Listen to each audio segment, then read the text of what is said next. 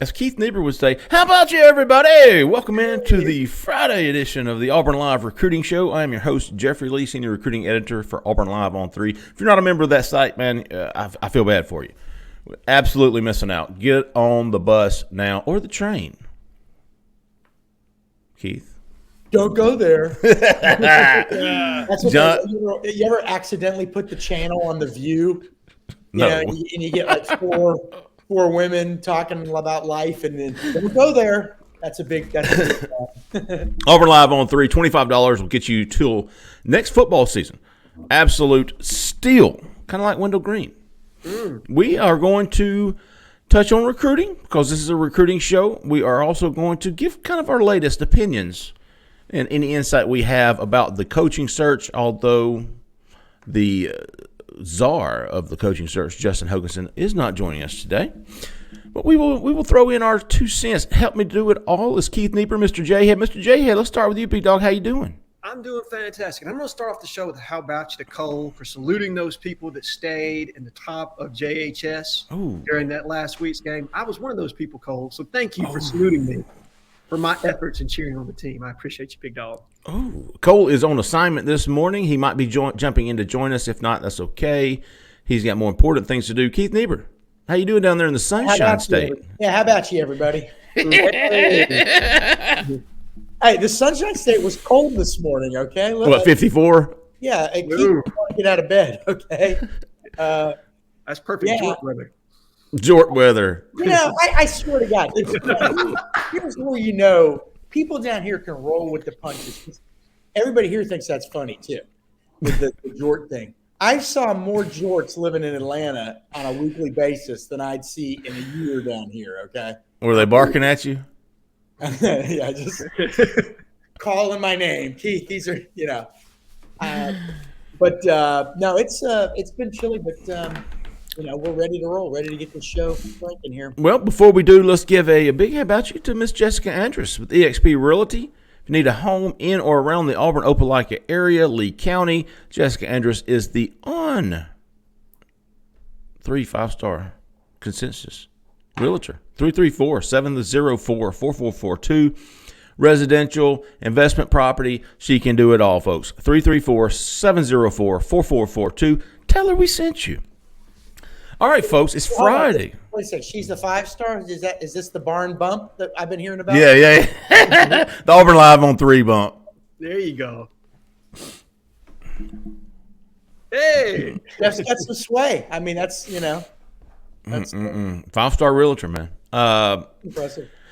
Auburn will host the Mighty Hilltoppers on Saturday at 3 p.m. Central Time. We are not expecting any official visitors. Probably going to be a lot of underclassmen guys there, some in-state guys, some 2024s. Keith, you think maybe a couple of 5-stars might find their way, or it's possible? It's possible. We're talking about James Smith and Quay Russo over at Montgomery Carver, defensive lineman. It's possible they could make the game. They were going to be there last week and didn't make it. I guess one of them was sick. Their teammates, James Smith and Quay Russo. But as of yesterday, Thursday, I was told probably not. Okay. Probably not. And you know what? That's not a huge deal, Jeffrey and Jhead. They've been to so many games at Auburn. Mm-hmm. They know what it's like there. And you know what? These are guys that want to sign early. The early signing period's 5 weeks away. Let them decompress a little bit. They've got official visits coming. I think they got some trips left. Not much. It's time for them to really start focusing and zeroing on things. And so if they don't make it to a game, I don't think it's a big deal. But if they do make it, it's a good thing, obviously, for Auburn. Arion Carter, the linebacker from Memphis, not expected to visit Auburn, and not this weekend at least. I'm sure he thought at one point he was going to, but that did not unfold. Jhead, I thought one of the biggest news stories out of this week as far as recruiting goes was Brenton Williams, the edge from Opelika, decommitting from Coastal Carolina. This guy has surged up a lot of boards, including Auburn. Auburn sent him an official offer last night. I think Penn State is also involved with him. There's a few more. Ole Miss. Big time involvement there. Ole Miss. Jhead, you like this kid?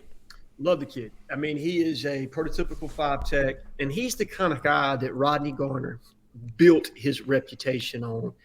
Hard work, grinder, You know what I mean? A guy that plays with a little bit of an edge to him because obviously he's not the most highly ranked, but really, really good against the run as far as setting the edge is concerned. Love the way he plays with pad level and his technical skill that he uses. So excited about this one. Not every kid that gets offered this time of the year do I get excited about, but seeing a kid like him that's really blossomed this senior year, a kid that didn't camp very much and is now being rewarded for what he's put on tape, I think that's always great to see. And look, if your competition is Penn State and Ole Miss, one school of which may or may not be, their head coach may not be in contention for our position, you kind of like the transitive property there that may carry over should a prospect like that, say Lane Kiffin, become our head coach, this kid already being on the board and familiar with that person. So I think what to like there. I thought it was odd, Keith, that this kid decommits from Coastal Carolina and doesn't immediately flip. I think he told you I know he told me he's planning on waiting to see how it unfolds. What did you take away from your conversation with him Thursday night? Talked to him Thursday night. He said, you knew this, Jeffrey. He actually visited Auburn last Thursday. And I said, were you at the game Saturday? He said, no, I was at another game. I was at Coastal Carolina. And, Coastal Carolina was not thrilled about him. They were in on him early. They've actually they're actually putting some D linemen in the NFL right now. Mm-hmm. They feel like they're evaluating defensive linemen as well as anybody in the country because they really have to evaluate them. You get to Georgia, Alabama, Auburn, those schools. You're fishing from a different pond, man. These guys got to go find guys that they know won't go to those other schools, and really be able to evaluate guys. So another strong evaluation, we think, for Coastal Carolina. But he went there the other day, but then he was back at Auburn yesterday. Okay. So 2 visits to Auburn, and he heard all the right things. And they were hoping he would decommit, and he did. And so they're obviously in a great spot right now, but he's got to see. I mean, he doesn't know whether he told me, he said, by the way, he's going to be there Saturday at Saturday's game. He said, I hope Rock Bellantoni, the edge coach, is there. I said, well, okay, but what if he's not? Let's play hypothetically. Mm-hmm. What if he's not retained?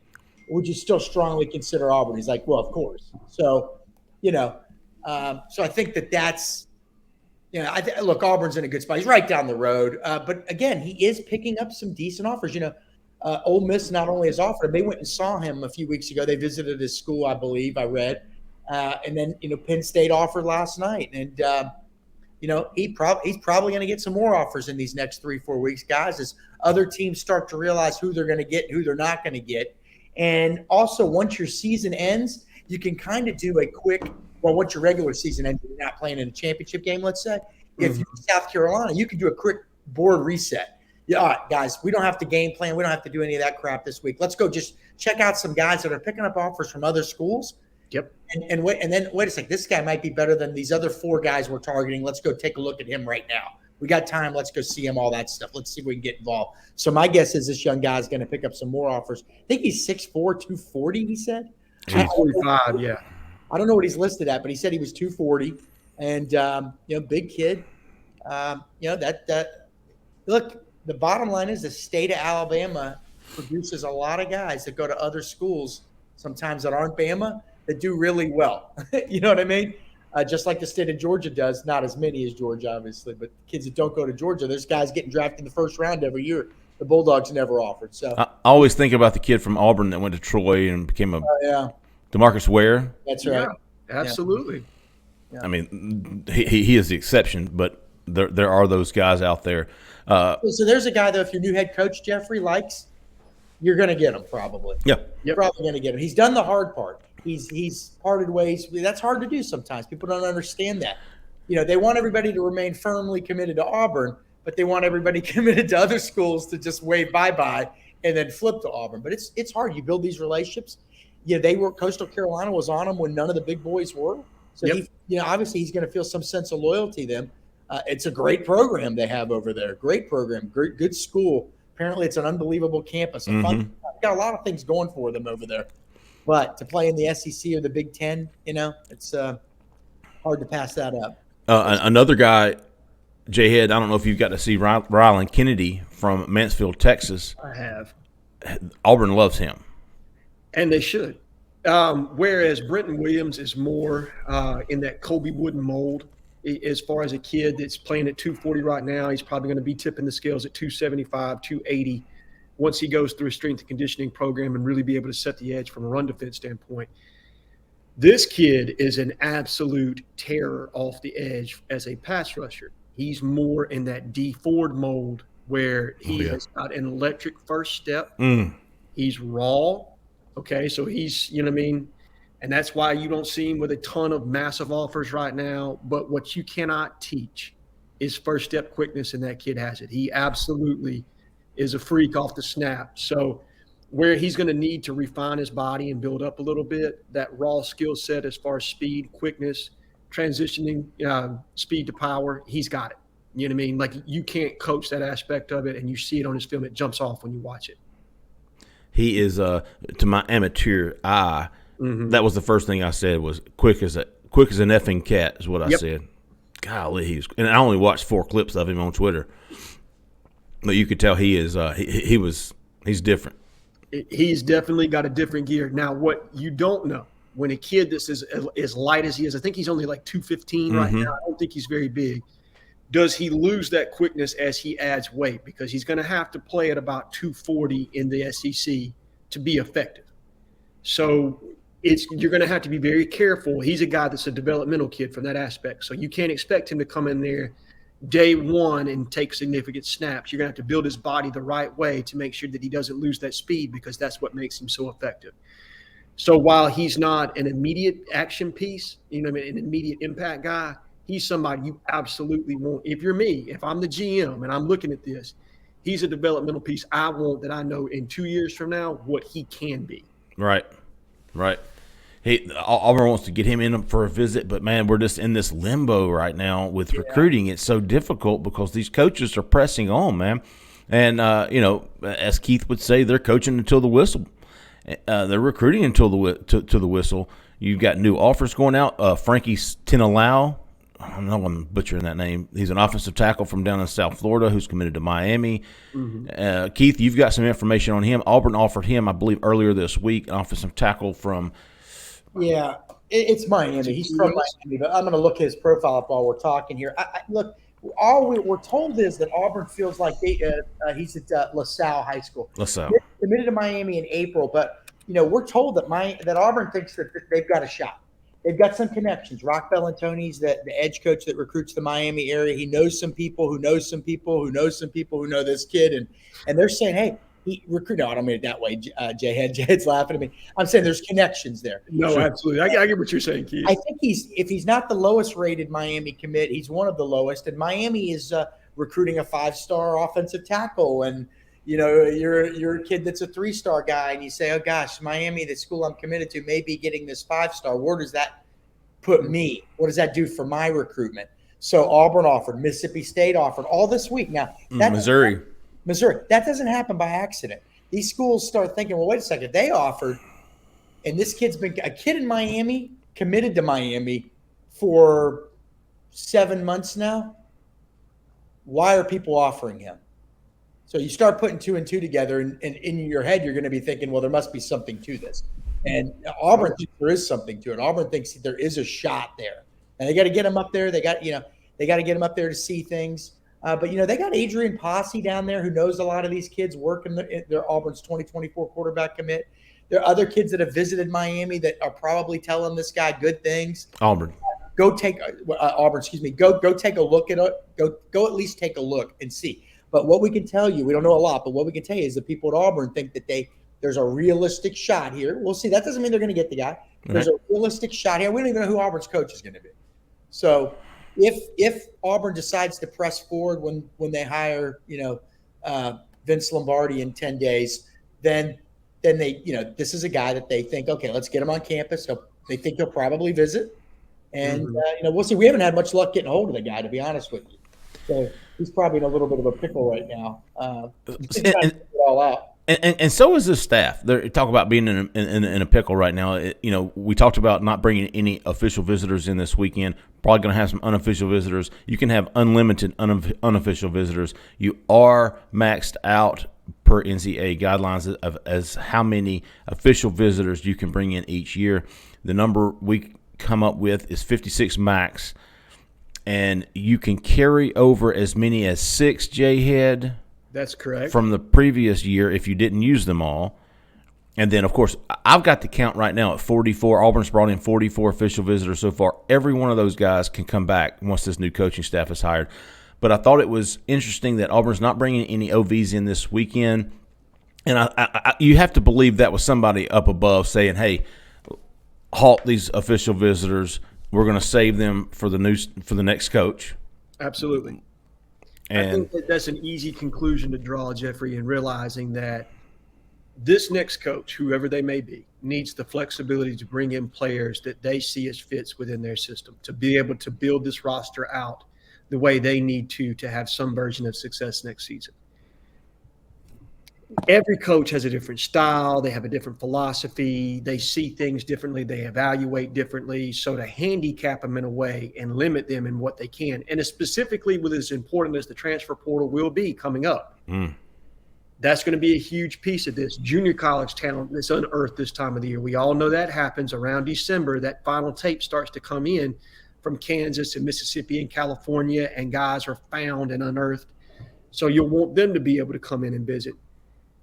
The great thing is, like you just mentioned, we've brought in 44 kids to this point, a lot of them high-end targets that can all revisit as soon as this next staff is on campus. So there's a big plethora of kids to pick from right there for your weeks in December that you get to have kids on campus, that you can have them revisit.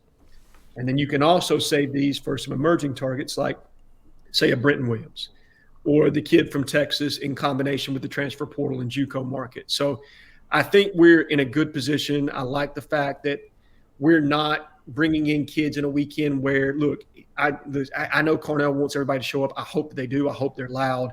But I don't expect the environment to be the way it was last weekend for Texas A&M with it being Western Kentucky. It's going to be a different feel to it to a degree. Well, so I think it's smart.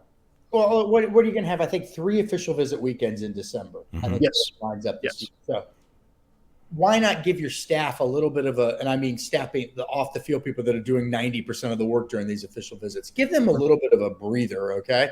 Yeah. Next 2 weeks, decompress, get all your ducks in a row.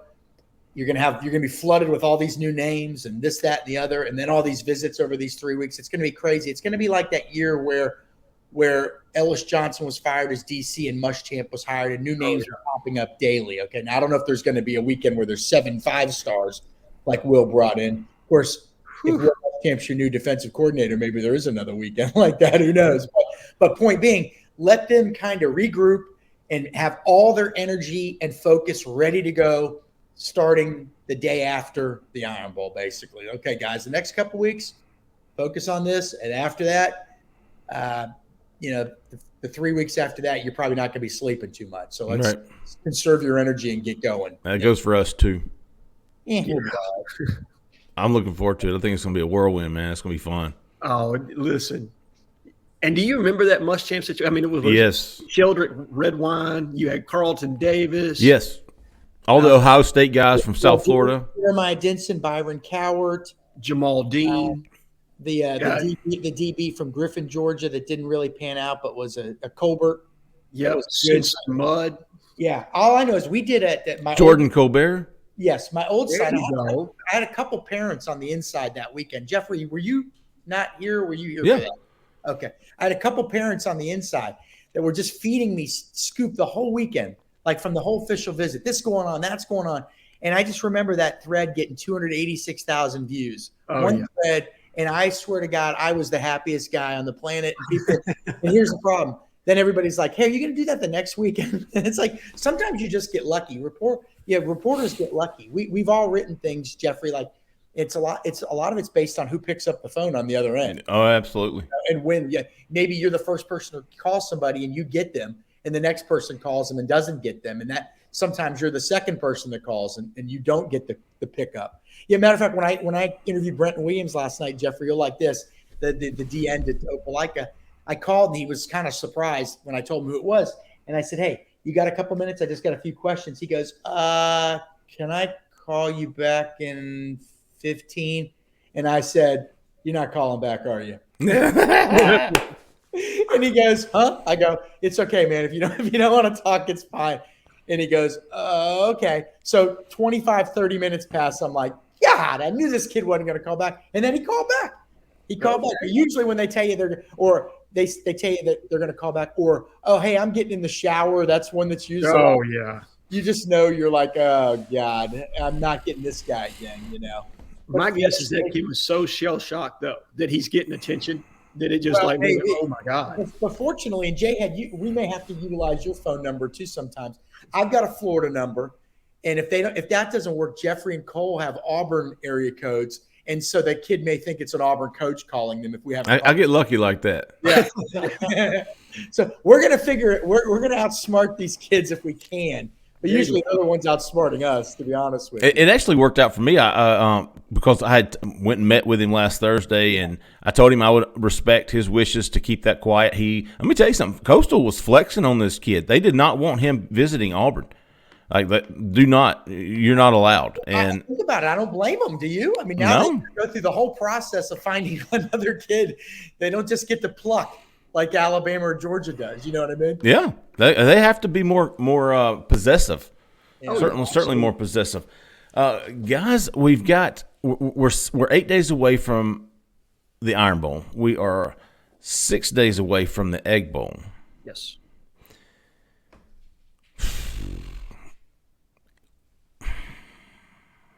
How about you, everybody? How about you? Yeah. I'm trying to break the dead space there. Jhead, where do you stand in Auburn's quest to replace Brian Harsin via Carnell Williams? Okay. So as of now, and I put my coaching carousel thread up late last night, guys. I apologize. I meant to get to it yesterday afternoon. I had some things pop up at the office, so I didn't get a chance to break out as early as I wanted. But I still see this as Lane Kiffin versus the field. That's everything my gut and my intel tells me. Now, I wouldn't weigh it as Kiffin is the predominant favorite. I just think he's the most known name that is, at this point, I believe he's still the top target on the board. And then the field is a little bit cluttered. But within that field, I think Hugh Freeze is still the most prominent name that you need to know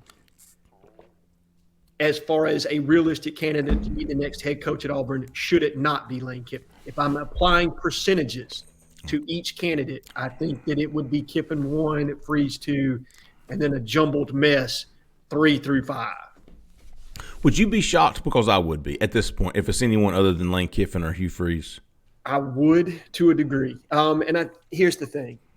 Chris Lowe is probably the most connected reporter amongst SEC coaches of anybody, okay? He's also extremely deliberate in what he says and what he doesn't say. And so when he name-dropped Lane Kiffin and Hugh Freeze, my radar went up immediately, okay, because that means he's talking to multiple people that think, okay, these are the top two guys that Auburn's taking a very hard look at. I do know that they have vetted Hugh and Lane extremely hard. Does that mean that an offer is forthcoming? No, it doesn't. But you don't invest or waste time in looking deeply into somebody's background, and I'm talking about real deep, if you're not preparing for them to be on your board. So that's what gives me a little bit of confidence in saying, yes, I would be shocked if it's not one of those two. And I think those are both guys. There's a reason, a tangible reason, a feasible reason why they want the Auburn job. You know what I mean? For Lane, it is the ability to win championships, to have the resources that he needs to consistently be at the top end of the SEC. I'm not saying he's not doing that right now at Ole Miss, and I'm not saying there's not the potential for him to get what he needs to do that. But at Auburn, that's already all there. There's the infrastructure there that he needs to be successful. And yes, it's a little bit of a rebuild and kind of a step backwards from where he's at Ole Miss, but that doesn't mean that the upside can't be consistent championship contender. With Hugh, it's obvious. This is his shot at getting back into the big time. This is his shot in an SEC program that gives him everything that he wants and needs to be successful. And it's an opportunity to show, you know what, my story's not over yet. So he's going to come in with a little bit of edge. So you see the incentive for both of those guys as to why Auburn would be attractive. And I know that there have been other big names, and Justin has reported on those, and he'll continue to do so. But when I'm looking at a coaching search, I'm trying to apply the why they would want to be at Auburn. What's the rationale? Like with Brian Kelly and LSU, it was a very obvious situation that Notre Dame could not recruit at the level that he needed to be a consistent championship program. They could get high-end guys, but it's really, really tough with the academic standards that they have there and the talent base where you have to recruit nationally to consistently stock that talent. LSU played in a damn national championship with Ed Orgeron as the head coach. Okay? No offense to Ed, but he's never going to be confused as the greatest head coach of all time. So you could see the reason why. And that's kind of where I am with both Lane and Hugh. I can very clearly see the reason why they would want to be at Auburn. I can very much tell that Auburn is interested in both of those guys. And from a various set of, I guess, a little bit of intel, a little bit of research, I can tell that Auburn's very interested in those. That's why I have them where I have them on my board. Hey, man, I learned a very interesting tidbit last night about Lane Kiffin. Do you know when he was at Alabama as OC in 2015, do you know who his offensive analyst was? I do. Eric Keesall. I had no idea. Was that general knowledge? So not general, but he was tied in. He was the OC for Sark at Washington. Sark recommended him, or after Sark went to USC, Keesall was not. He didn't bring him with him, but he recommended him to Lane, and Lane brought him on as an analyst to assist with their hurry-up, no-huddle attack that they started to install there at Alabama. Damn, that's exactly what I was told last night, and I thought I was on to something. Cole, what's happening, big dog? What's up, guys? Y'all hear me okay? Breaking the law. Breaking the law. Let me look like dog. Technically, if you get pulled over, I mean, we've got the evidence right here. I'm technically not texting. I'm just holding my phone in front of my face. Yeah. So he's on the cop dash cam right now. Look at it. Body cam footage. Cole is heading to Montgomery? Yes, I'm heading to Montgomery. We're going to see what we can find out there. On assignment. Sometimes you just got to show up and see what happens. Right? Oh, I like it. You crashed in the party. That's right. That's the only way I do it. That's right. I just got a feeling they got a photo of Cole's with a pamphlet with Cole's face out on the front of Montgomery Carver. If you see this guy, do not let him in the school. You know, They might. He's not supposed to be within 1,000 yards of Carver. It was probably Quay Russaw and James Smith probably had it put up there. Yeah. They're Keep like, this guy away from us. He asks us too many questions, this guy. Well, okay, so Jhead, timeline? I would think once the Egg Bowl has concluded, and if Kiffin is the top target, and I think that he is, he's going to have an offer relatively quickly thereafter. And then in lies the decision. And I think Auburn's going to probably want to keep that decision-making process to anywhere between 24 to 72 hours, if I had to guess. They're going to want an answer relatively quickly. Before Monday? Before Monday. Mm-hmm. And then once we get to Monday, if he says no, I think they're going to pivot very quickly to their second choice and try to get somebody in no later than Wednesday. I think you need somebody in place by the upcoming weekend so that you can capitalize on official visits, so that you can keep kids that are potentially contemplating getting into the transfer portal, kind of have that discussion and or establish your board of transfer portal targets that's upcoming. Because the great thing is Auburn's targeting an active sitting head coach right now. That seems to be all of their candidates. So they all have kind of an idea of who potentially could be getting into the portal, or their general manager / head scout / player personnel guy probably does, that they'll be bringing with them from whatever school they're coming from. So all those lines have already been put out there. So you want to make sure that you have that person in place by the first weekend in December. Some of these guys, by the way, have already done their people, their staffs. Some of the guys being mentioned as possible candidates, their staffs have already done pretty good evaluations of what Auburn currently has on the roster because they played them. Right.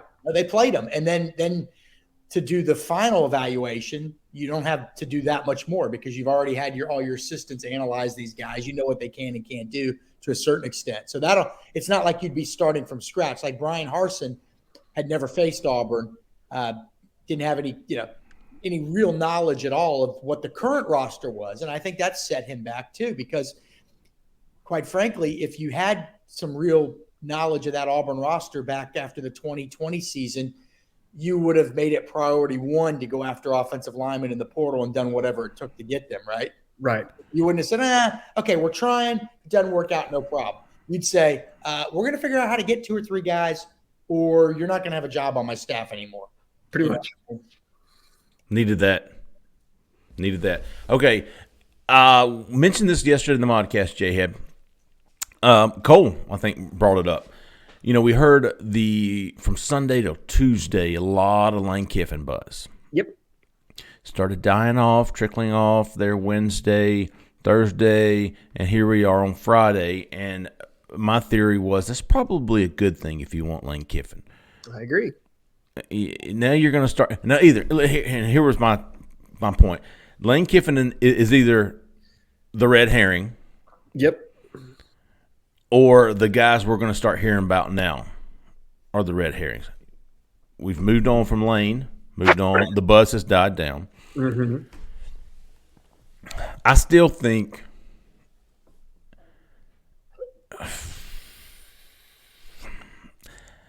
I still think it's going to be him or Hugh Freeze. And listen, I don't know what letter W starts with. Right. So don't take anything I'm saying. I'm just guessing here. I still think it's going to be one of those 2 guys. I would be surprised if it's not. Mm-hmm.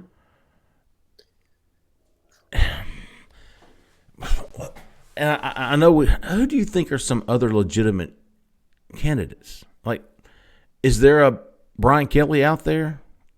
There could be. Here's the thing. If there's a Brian Kelly, and this is why I know, and look, if there's anybody that's watching this, you've probably heard the Dabo rumors. You've probably heard other rumors. If there's going to be a Brian Kelly, you're not going to hear about it until about 24 hours before it actually breaks, okay? Not a person in the world heard that Brian Kelly was going to be at LSU before 24 hours within that coming out. Same deal with Lincoln Riley at USC, complete ambush and surprise. You hear a lot of names being floated right now, whether that be James Franklin, whether that be Luke Fickell, whether that be Dabo Swinney. And those names are getting out there. Why? Because their agents want those names out there. They're attaching that to Auburn because Auburn is the lead job in this coaching search. Okay? Now, that can be used for leverage plays at their own school that they're at right now, whether it's like Dabo Swinney. And my theory is, you know what? The ACC doesn't get the TV revenue that the SEC is going to get. But what can they do? They can adjust the percentages of the athletic funds that are designated to football operations so that football is getting a huge chunk of the revenue they do bring in so that the percentages are more in line with some of these SEC schools. I think that's part of this to get what he thinks he needs for Clemson to be successful. With Franklin, it could be a resetting the clock type situation. You know what I mean? Maybe he wants another extension on top of what he just had. You know what I mean? Maybe he wants a little bit more peace of mind. With Fickell, I kind of buy that one because, look, Cincinnati is a step down from Auburn. But is he prepared to leave the Midwest? These are just things that you don't know. But with their names getting out this quick, it's hard for me to buy it as legitimate. I think if there's going to be a guy out there, you're not going to hear about it until very, very late in the process. You're going to be Iron Bowl Eve, and it's like, oh, shit, guess who's interested?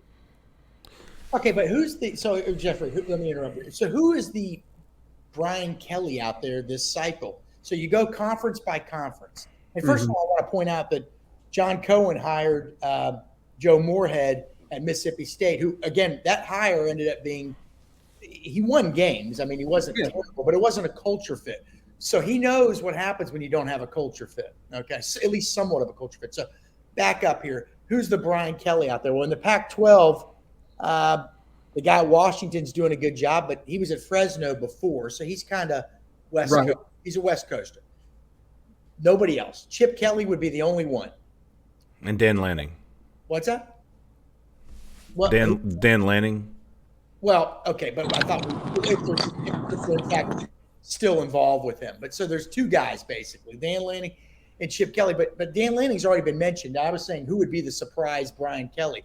There aren't many Brian Kellys out there. Who's the Brian Kelly in the Pac-12, that kind of level of surprise for Chip Kelly. Who would be in the Big 12? Not named anybody, really, is there? Matt Campbell's not there. I think anymore, right? You know, I think so I don't think know that there's anybody, Brian Kelly out there. Sorry, guys, I'm trying to get my delay going here.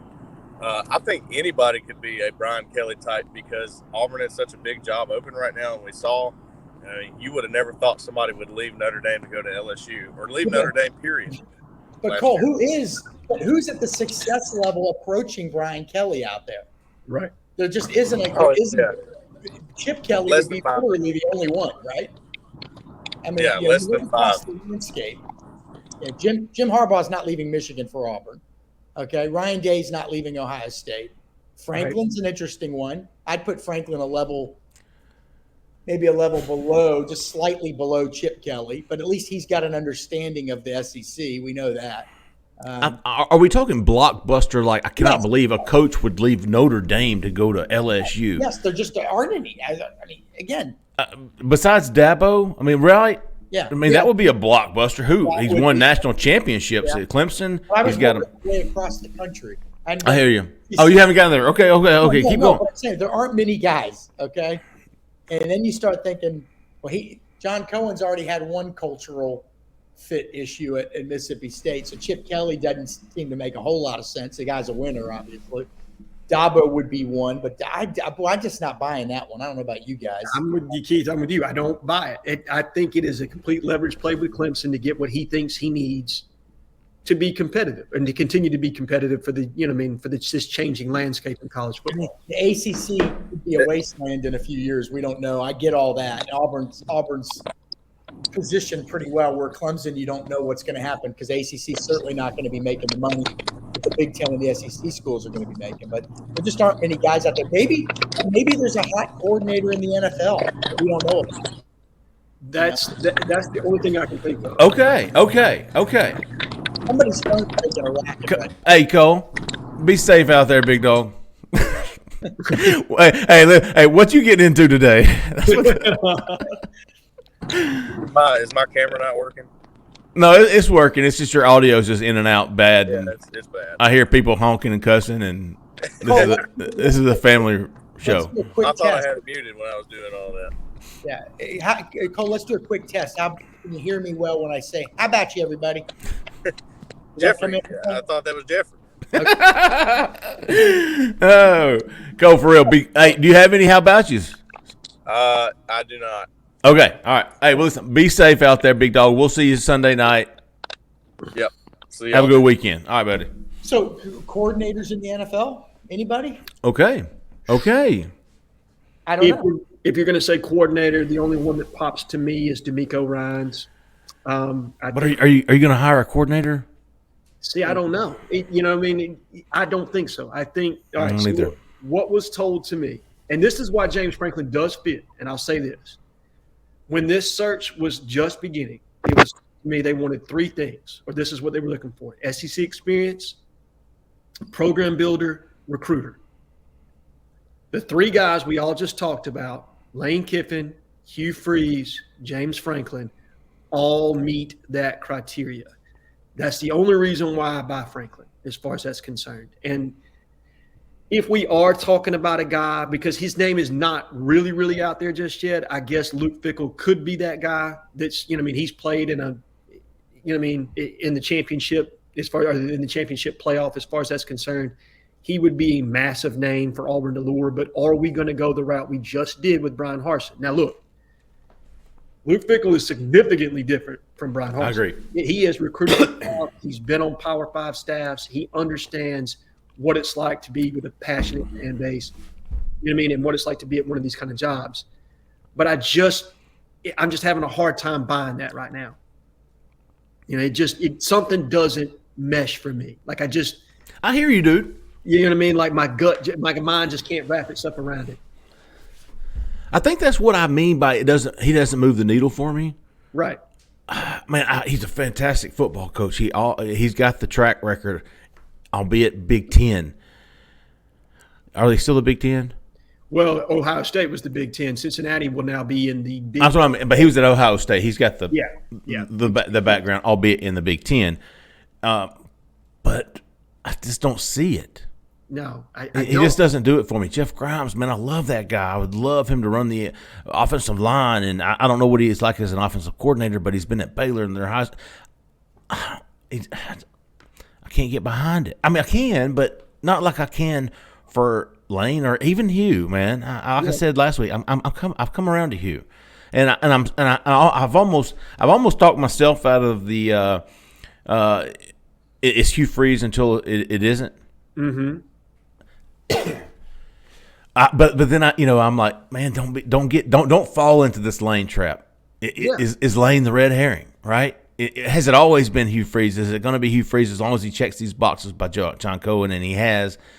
But then, there's just so much going on. You talk to so many different people during this. You hear so many different opinions. You trust a lot of these opinions, and you've got some guys saying, they'll get him back, and you've got some over here saying, no, dude, there's no way Auburn hires Hugh Freeze. I've heard that from a guy I absolutely respect and trust. Sure. So I just don't know what to do. I just want to see. Oh, go ahead. No, go ahead, Keith. I just want to see. This is quick. I just want to see what Auburn can do one time hiring a big name coach. Yeah, me too. I've seen for 100 years what it can do. This is their opportunity. Now, Mr. Jordan, undeniable what he did. Okay, undeniable what Mr. Dye did, but they weren't big name guys when they hired him. But I'm just kidding, and neither was Gus, and Gus did well. And look, all these guys did well, by the way. Terry Bowden came from Samford. Tuberville came from Ole Miss. That was a regional hire. That wasn't a hire that elicited much national talk. Chiswick was from Iowa State. Gus was from Arkansas State. I just kind of want to see what happens if, man, they really get a big name hire. Now, do you consider maybe it doesn't work? I don't know, but I'm just curious. Do you consider Lane a big name? Yes. I agree. You know what I mean? Because when we said Tuberville's original hire from Ole Miss, I want people not to confuse the fact that, yes, Lane's coming from Ole Miss, but his name is known across the country. I mean, you're talking about a guy I'd be willing to bet if you did a survey, I bet more people, I don't think there's any question, more people could name the head coach, if you said, do you know who Lane Kiffin is, or do you know who Sarkisian is? More people would know who Lane Kiffin is, and Sarkisian is the head coach at Texas. I bet more people could name Kiffin. I guess what I'm trying to say is he's got more name recognition than Lincoln Riley, than Ryan Day. There's people, SEC fans, that still don't even know who Ryan Day is. He's the head coach at Ohio State. It's not a big name. Right? And it's because the way Lane has branded himself through social media. Lane is not a dynamic personality when you hear him speak. You know what I mean? Like when you hear a press conference with Lane Kiffin, you're going to get 45 minutes of blah, blah, blah, blah, blah, blah, blah, blah. And then you're going to get a 2-minute clip where he takes a shot at somebody.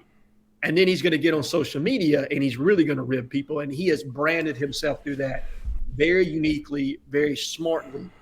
And that's also a way that he's been people ask me a lot, what do you think of Lane as a recruiter? Well, I think he's a very good evaluator. I think he's a good recruiter when he wants to be. But I think the greatest thing that he does is brand himself. And to a lot of kids, they see the flash. They love it. You know what I mean? Like whether or not he's dynamic with them when they're sitting down and he's trying to get their commitment, it's the publicity that comes with Lane Kiffin that they love. Yes, absolutely. Well said. It's the flash. It's the bling. I think Lane Kiffin would be – okay, think about last year. You had – or in the last 2 years, I can't remember when but Florida State, you had Florida, you had South Carolina. All of these guys went into the – Louisiana for Napier. Yep. Beamer was at he was at Oklahoma. He was an assistant coach. He wasn't even a head coach.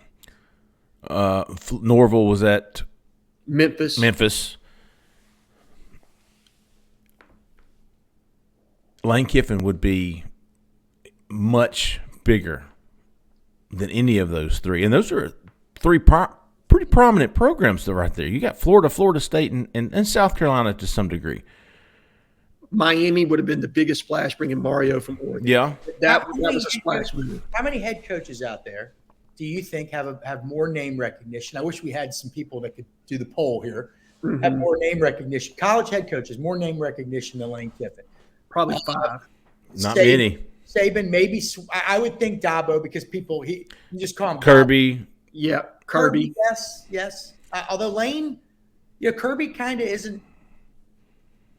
Josh Heupel was another one. Some guys before the program. Kirby's done a great job. He kind of makes Georgia the big deal, not himself so much the big deal. That's why I kind of respect him. He's not, but there's not many guys. There's not many. Probably. He's got more name recognition than Heupel. Come on. Jim. No, I'm saying Heupel was Napier and. Oh, yeah. So I got 4 guys. I got Saban, Smart, Dabo, and Jim Harbaugh. Those are probably the 4 that maybe potentially before Lane Kiffin.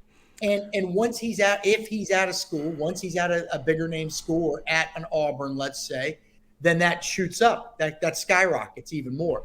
The thing is, Ole Miss, and I'm not going to be one of these guys that takes shots at Ole Miss. I think that gets so ridiculous when reporters are, the school I cover is better than the school. Everybody has their choices of what they like. Oxford's a great place. It is. Auburn's a great place. But we know Ole Miss right now more because of Lane. Oh, yeah. Auburn we know because of Auburn. Right? Auburn's Auburn. Ole Miss is Lane. Zach in the back just hit me with a Jimbo Fisher, and he's right. I know that name because I hate that name. Oh, Shorty. Yeah. Was he like her Villachez? I mean, was he like tattoo out there? Do you know? I'm serious, dude. I just thought he was going to be this, overpowering figure walking out, and I don't know what I thought he was. I didn't think he was like 6'4" or anything, but this dude's maybe 5'8" with cleats on. You didn't think he was the dude, like I said. You didn't go up to him and say, "You're not the dude from Fantasy Island, are you?" Oh, the plane. Short, is he? Okay. Now let me ask you a question on Jimbo. Do you think that he was more famous for the national championship, or more famous for the rant that he went on after National Signing Day, and then the stuff that he got into with Saban this past offseason? Absolutely. I think he has vilified himself to a degree. And look, I'll tell you one other name. That is a splash that everybody across the country knows, and it is prime time Deion Sanders. That is an absolute name that's a brand. Okay, so that's another guy, but Lane is not behind too many guys, right? No, he's not. Like I'm saying, those names all to me are collectively within the same range of each other. Those are splash names. Yeah. Splash hires. Would Jimbo have been a splash hire at A&M? Yeah, absolutely. He was a monster splash hire. Getting off track here, but where is Deion going to land if it's not going to be in Auburn? Where is he going to, what I mean? According to Charles Barkley, he's going to be at A&M, isn't he? I think Charles is talking out of his ass. Yeah. That's just me. I mean, the day Charles Barkley becomes the source on coaching moves in the SEC. Here's what I say about Deion. Coaches are only lasting 2-3 years now anyway. So to me, it's a low risk. Now, for Auburn, it's a higher risk than like in Arizona State. What do they got to lose? They haven't won too much lately, right? So if you're a Colorado or a school like that, hell, why not roll the dice, man? For sure. I mean, why not? I hope he gets a shot. I really do. I hope he gets a shot. So let's just see what he can do. Zach in the back says Colorado and Nebraska, both jobs that he's been linked to. Hell, I'd like to see him at Georgia Tech, although I know that the culture fit there. It's not happening, man. It looks now. bunch of rich nerds over there. I don't think he would mesh well. Listen, you could absolutely you could liberate and galvanize Black Atlanta if you were Deion Sanders, Georgia Tech, and that would be a powerful, powerful brand. But I just knowing who they have over there, who's in their administration, who their AD is. Everything I've heard is not Deion Sanders. And the reason why – and that would hurt Auburn recruiting. Huge. It would hurt a lot of people recruiting. Now, look, if Georgia Tech doesn't take off in a couple years, okay. You know what I mean? Now you can combat that. But initially, oh, yeah, man. Listen, Deion's going to dominate wherever he goes that first year to year and a half. Mm-hmm.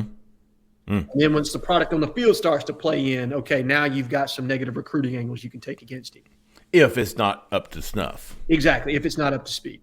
I mean, if you really think about it, the best fit for Deion, and they got a coach right now, and they're kind of on the up, so it may never happen, but it really is Florida State. Sure. 100%. 100%. And I hope. I don't want Mike Norvell. I've heard Mike Norvell's a good guy. Jeffrey and I know somebody that works for him, and I hear nothing but good things. But I'd love to see Deion. You always, if that's where he wants to be. Now, maybe he doesn't want to be back in Tallahassee. I don't know. But if that's where he wants to be, I hope he gets a shot someday. It's where he belongs. I tell you where, if I were a school and I were hiring right now, if I were UC or if I were USF, I would have Deion on the phone tomorrow. That would be a good step up for him. Listen, he gets the opportunity to prove himself in probably the top tier G5 conference. You're in a state that you know you can recruit to. God, he would do so well there. And Tampa is a big enough area that Deion can market Deion. Okay, and that is going to be a situation.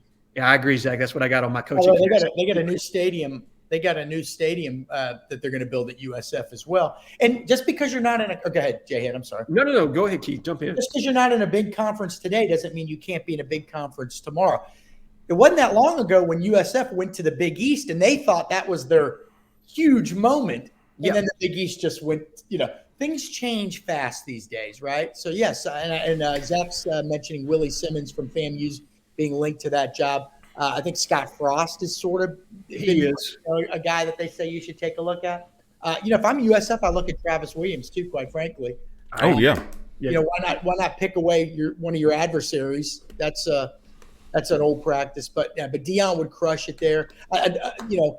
If I could see a program like I'm looking more at like the second tier programs, like an NC State. That's a good program, good historic program, like an Auburn. What Deion could do to elevate a program like that. What could he, like that, like, sure.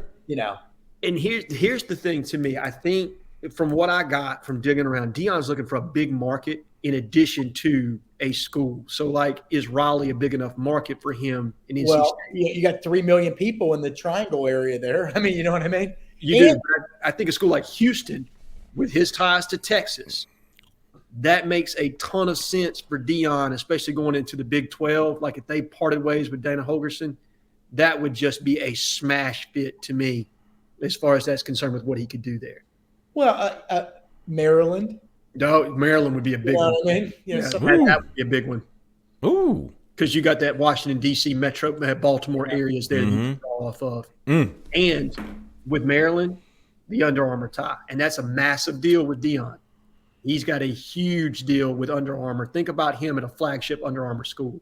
But USF would be an interesting one. The only issue would be if you're USF, you then have to be worried, okay, if this guy does anything in 2 or 3 years, then we're losing him. But that's a risk you take. I mean, I think sometimes schools like that, it's hard. It's you want somebody that's established, but you also want somebody that's on their way up. But that guy that's on his way up isn't going to be there very long. Yeah, it's almost like college baseball or basketball. You want them to be really good, but not too good. I agree. But if you're UCF or USF and you need to make a splash, because they are in the toilet right now. I mean, absolute toilet. By the way, I believe USF's an Under Armour school too. They were. I think they're now an Adidas school. I think they transitioned underneath. 3 stripes, baby. There you go. 3 stripes, man. Yeah, I think Auburn could be 3 stripes here for too much longer. Oh. God, I just go Nike or Jordan brand, Are those 2 different brands? Yeah. No, but it is, but it isn't, But just go. Subsidiary. What's the number? I used to love it. I would go to Dick's Sporting Goods. That's what I said, Jay. make me look stupid on here. That would be the first one I said right. I'd always go to Subsidiary. No, is that right? Subsidiary, yeah. I'd always go to Dick's Sporting Goods in Auburn, and there'd be just as much Bama stuff in there as Auburn stuff. Yeah, I don't think Dick's made it through the protest or whatever. Dick's Sporting Goods, something. I forgot what happened, but they closed. Is it still there? Boy, they're the biggest sporting good chain in the country, I think. Oh, okay, maybe not in Auburn. Hey, how about you, everybody? So we're gonna wrap it up. Zach's got to go, and we do too. How about you this week, Keith? Yeah, I'm gonna go Murph. He's on my list, big dog. You had me go first. He's gonna get 2 hibachi's. All right. Murph, 1969. Yeah, man. just it seems like a pleasant guy. I mean, people were giving him some grief on the board last night, but whatever, man. I like all kinds. Honestly, guys, I like some of the guys that other people think are trolls. I don't mind. To me, a message board is like a sports bar. I want to get in there and mix it up with my buddies. I don't want everybody to agree with me at all times. Okay. So guys like Jack White, who piss off 99%. He's on my list too. I mean, that list is like the Pentagon Papers, man. It got leaked out to me early, I think. Yeah, right, man. Those are my guys right there. I hear you. Jhead. I got two. The first is not on the message board, but I do want to do a how about you to Tony Elliott and the Virginia football program with everything that they've got going on right now. Guys, get a second, say a quick prayer for those guys with what they're experiencing. They could definitely use it. On the board, it is Murph. And I thanked him for his contributions for the site last night when he made some comments on my A hat trick from the Murph dog. It is a hat trick from Murph. Murph, I appreciate you. And I'm with Keith. I like people that have a contradictory viewpoint to what I write or my opinion on things. It makes you more well-rounded when you have to account for somebody that sees the world a little bit differently than you. So how about you to Murph? I love Murph. I did tell him to get the hell out. At one point, I mean, he was complying. I was like, dude, just leave if you don't like it. But I love Murph, and so he was on there. So Murph, 1969, hat trick for you, big dog. It might be the first in Auburn Live on 3 history. And then we've got Jack White with a Jack White squared. No. Okay, Jack White. I got CO. Go ahead. I'm sorry. No, I'm about to run down my list. What you got? Oh, I was going to say, Jack White's going to be a pain in all of our butts at some point. Okay. Noted. I think it's funny. Noted. All right, Jack White. CO War Eagle. How about you to 3-toe? How about you to AU full-time? Mace Hemdu. JF 0952V74, not to be confused with JF 0952V75. How about you to Highlander 4? How about you to Too Toxic? How about you to Swede 14? Mm-hmm. How about you to go Joe Goodman's basement? Oh, listen, bro. That's my favorite name on the board right yes. now. Easily. How about you to LA Whip, who about a few weeks ago was the first to bring up Dabo Swinney's name, and everybody was like, get out. Yeah. Get out. And he went back and bumped his old post, and he ate them for breakfast yesterday morning. It was great. He did, man. How about you to Gabriel Schaefer? How about you to Fava? How about you to Denny 1034? Great post this week. And how about you to Murph 1969? Trifecta. There you go. The rebumping of the old posts is one of my favorites. People will spend hours looking for something they wrote. Unbelievable. Yeah. Look, cooked. It's down. Like, you know what I mean? So wait a second. Stephen Queef isn't your favorite bunker name? You said it wrong. It's Stephen. Yeah, it's Stephen Queef. Sorry. Oh, me. Y'all are crazy. Jhead, real quick, man, we had our scores yesterday. Auburn is a 5.5-point favorite, 52.5 over under. What you got? I got Auburn winning this 35-28. Okay. I do think Western Kentucky will put up some points, but I'm interested to see if Schmitty can keep up the defensive efforts there. I mean, it's been a vastly improved unit for the last 2 weeks. Let's see if they can stifle a really good Western Kentucky offense. Auburn will kick the ball off, or the Hilltoppers will, at 3 p.m. Central Time, Saturday inside Jordan-Hare Stadium. Before we go, one more time for Miss Jessica Andrus with eXp Realty, 5-star realtor, residential, investment properties, 334-704-4442. I told you, she consists as 5-star realtor. Give her a call, man. Tell her we sent you. 334-704-4442. We appreciate everybody listening. We will be back Sunday night for the call-in show, 6:30 p.m. Central Time on Auburn Live on 3's YouTube page. If you haven't already, go like and subscribe to that page. Put those notifications on so you'll know when we go on live. We will do so Sunday night. Hopefully, turning the corner on this coaching search. Be on the final stretch there. Could possibly be on the final stretch. We hope so, at least. And be sure to go subscribe to Auburn Live on 3. $25 will get you to next football season. Best time to get subscribed because we're going to have all the coaching search updates. We're going to have recruiting after that, and it's going to be loaded. Thanks, everybody, for listening. We appreciate it. For Keith, for Jhead, for Zach in the back, I'm Jeffrey. Y'all stay out of the left lane, please. See ya.